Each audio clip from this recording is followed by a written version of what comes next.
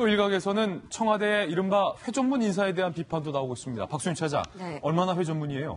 일단 제가 올해 것만 좀 짚어봤어요. 그랬더니 올해 것만 문득 떠오르는 것만 해도 한 5건 정도 되더라고요. 바로 지난주부터 시끄러웠죠. 바로 이 김상조 공정거래위원장이 청와대 정책실장으로 가지 않았습니까?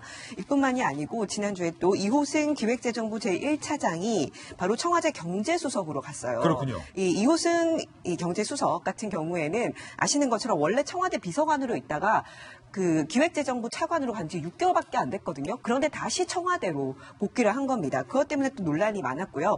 이뿐만이 아니고 아까 말씀하신 윤석열 서울중앙지검장, 지금은 검찰총장 후보자죠. 바로 이 그때 서울중앙지검장에 지명될 때만 해도 굉장히 파격이다 이런 말이 많았는데 그렇게 아마 그때 최순실 박근혜 그 특검의 영향을 받지 않았냐라는 얘기가 많았거든요. 그때만 해도 아마 그런 부분 때문에 검찰총장까지 갈 것이다라는 얘기가 많았는데 아니나 다를까 이번 검찰총장의 후보자로 지명이 됐고요. 그리고 또 대표적인 인사 아까 말씀하신 것처럼 올 초에 바로 장하성 실장, 청와대 정책실장이 바로 주중대사에 임명이 됐었죠. 그리고 남관표 전 국가안보실 2차장 역시 주일대사에 임명이 됐습니다. 이때도 아니 외교 쪽으로 전혀 경력이 없는 두 사람이 어떻게 이 대사에 임명이 될 수 있느냐라고 하면서 굉장히 논란이 많았고 회전문 인사다라는 지적이 일었습니다. 조홍천 의원님, 지난해 12월에 저희 돌직구쇼 바로 이 자리에서 조금 전에 들었던 것처럼 조국 수석 물러나라. 여당 의원 중에서는 몇 안 되게 돌직구를 날렸는데 법무부 장관 청와대의 이 인선과 관련돼서는 어떤 입장이십니까? 궁금합니다. 우선 바로 잡고 싶은 거는 아직 인선을 한 게 아니죠.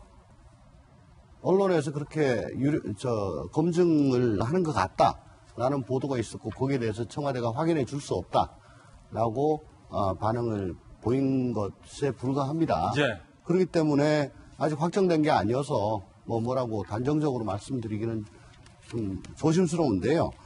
어쨌든 하나 확실한 것은 대통령께서 조국 민정수석을 무척 신임하고 있는 것은 확실한 것 같다. 그건 맞는 것 같습니다.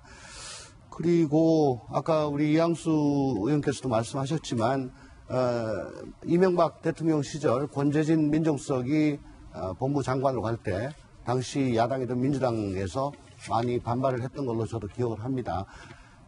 그게 이제 똑같이 또 돌아올 거고요. 특히 내년에 총선이 있는 걸 고려를 하면은 법 집행을 담당하는 검찰을 지휘하는 법무장관에 대통령이 참모로 신임하던 사람을 보냈다라는 것에 대한 그런 정무적인 부담이 있을 수가 있습니다. 그런데 우리가 하나 좀 생각을 해야 될 것은 민정수석은 그동안에 관행이란 것 때문에 국회에 출석을 하지 않았습니다. 운영위가 열려도 한 번인가 나왔죠. 네. 근데 법무장관이 되면은 국회 열릴 때마다 매번 국회에 나와서 온갖 질의에 대해서 다 답변을 해야 되고 입장을 표명하고 해야 되는데 힘든 자리다. 그러니까 노출될 수밖에 없어요. 노출될 수밖에 없고 그 과정에서 또 어떤 일이 생길지도 모르고 해서 굉장히 법무장관이 부담스러운 자리입니다. 그렇기 때문에 조국 민정수석이 만약에 장관으로 간다면 그동안에 수석으로 있을 때의 그런 역량에 플러스해서 또 정무적인 그런 판단까지도 겸비를 해야 될 것 같습니다. 어쨌든 조금 두고 보시고요. 또 여론 탐색을 위해서 애도벌론을 띄웠을 수도 있는 거니까 아직은 단정하기는 좀 이르다고 생각합니다. 조국 수석과 관련된 이야기 전해드렸습니다.